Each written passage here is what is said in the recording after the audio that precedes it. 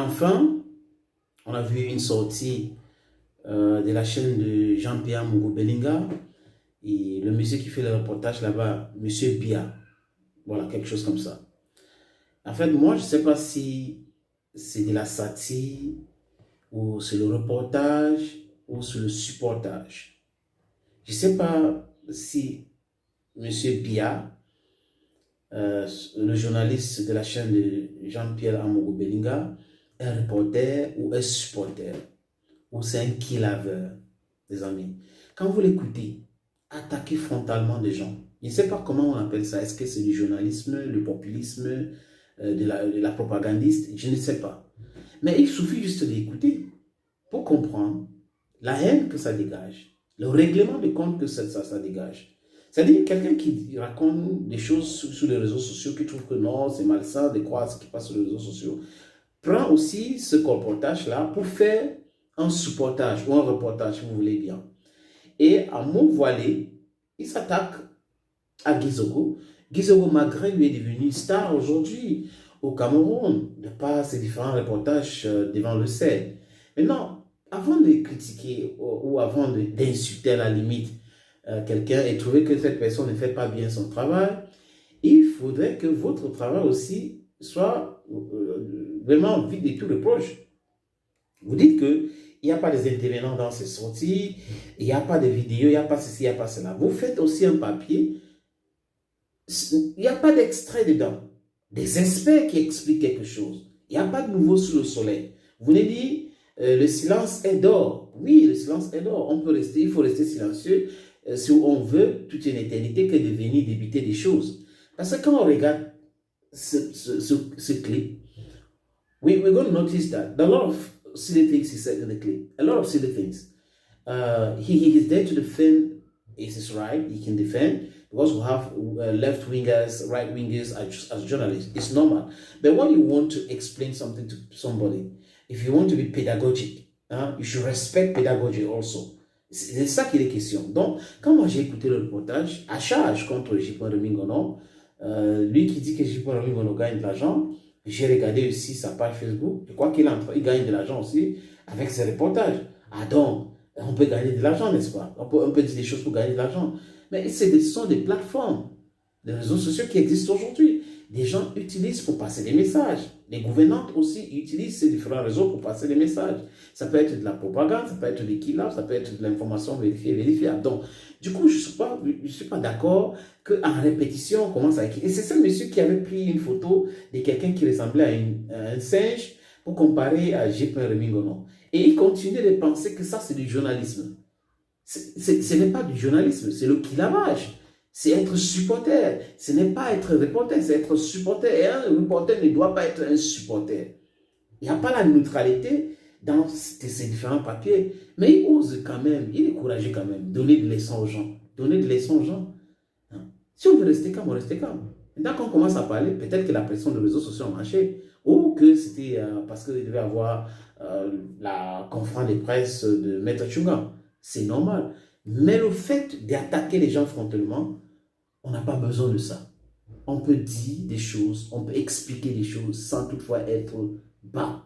La bassesse dans les différents reportages que ce monsieur fait n'a rien à voir avec du journalisme. Les amis, je vous suggère de regarder cet élément. Vous allez apprécier vous-même.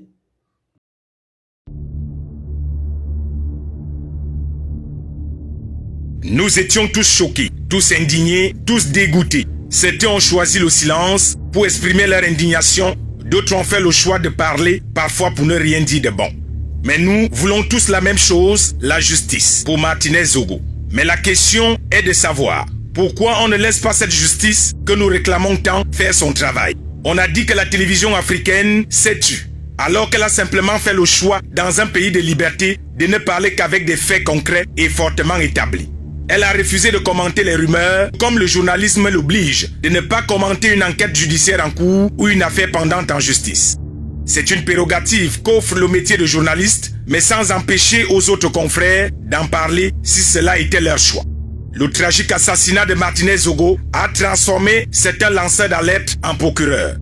C'est à croire que la magistrature ne sert plus à rien dans un pays comme le Cameroun. Les journalistes qui doivent réaliser des enquêtes journalistiques et parler avec des faits et preuves palpables sont devenus des journalistes d'investigation des pages Facebook. Comment on peut être à Yaoundé, connaissant où se trouve le secrétariat d'État à la Défense, chargé de la gendarmerie, le CED, la délégation générale à la Sûreté nationale, la DGSN, et la direction générale de la recherche extérieure, la DGRE, et jusqu'ici, aucun journaliste de tout ce que nous avons au Cameroun n'a produit une information différente de celle déjà disponible sur Facebook en menant des investigations avec des preuves palpables à l'appui. Reporters sans frontières est venu nous rendre une copie disponible quelques jours sur les murs des lanceurs d'alerte. Qu'avons-nous appris de nouveau? Nous lisons tous les jours des opinions sur Internet et qui se transforment dans des 20 heures de nos voisins en information. On les entend dire en direct du CED, mais nous les voyons plutôt au base. Ils disent en direct du CED aux 20 heures, alors que l'image nous montre qu'ils sont sous le soleil. Le Cameroun a vraiment un incroyable talent. Donc, quand il est 20 heures chez nos voisins, il fait encore soleil. C'est juste une question. Certains n'ont jamais franchi le portail du CED, mais tous les jours, ils racontent des choses qui s'y passent. Nous y allons tous les jours et nous les voyons manger les lofombo toute la journée et jouer aux inspecteurs Colombo dans leurs 20 heures.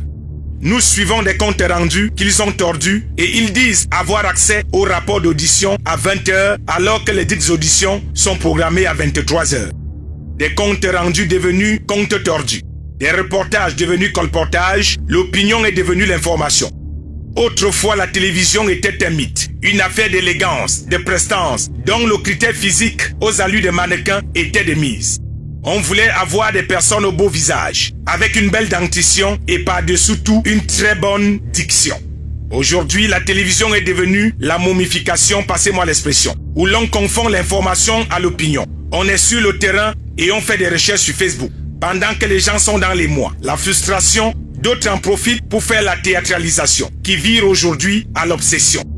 À quel moment en compte rendu, ce simple genre journalistique est l'un des plus faciles à pratiquer, se raconte au conditionnel. Il aurait dit, il se pourrait que, il serait passé à. Ne pas parler ne veut pas dire qu'on n'a rien à dire. Ça peut signifier parfois pour les gens qui ont vécu, qu'on observe ou tout simplement qu'on attend la bonne information. C'est vrai que nous ne sommes pas obligés de nous aimer, mais nous sommes appelés à vivre ensemble dans notre belle patrie et accepter que l'autre puisse penser différemment de vous. C'est aussi ça, la démocratie. Le silence est parfois d'or, comme le disaient des gens plus sages que nous. Et ceux qui préfèrent ne pas parler ne sont pas pour autant coupables. Vous me direz qui ne dit rien consent et moi je vous répondrai qui n'a encore rien dit est tout simplement prudent. Certains ont choisi d'en parler, c'est leur droit. Mais en parler pour dire quoi? Donner l'information officielle ou nous partager ses opinions, là est toute la question.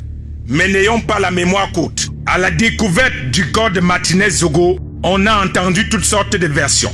Souvenez-vous de cette version d'un lanceur d'alerte installé en France. Il avait dit que ce sont des individus travaillant dans une société de gardiennage appelée Ranger Security. Il donnait même des noms. Donc un certain Assimi Gaïtan, qui, selon ce lanceur d'alerte, que beaucoup écoutent tous les jours plus que les enquêteurs, avait loué une Prado noire à Douala, dans une entreprise de location de véhicules, et qui a fait tuer le dit propriétaire, parce qu'il avait remis la Prado avec les traces de sang.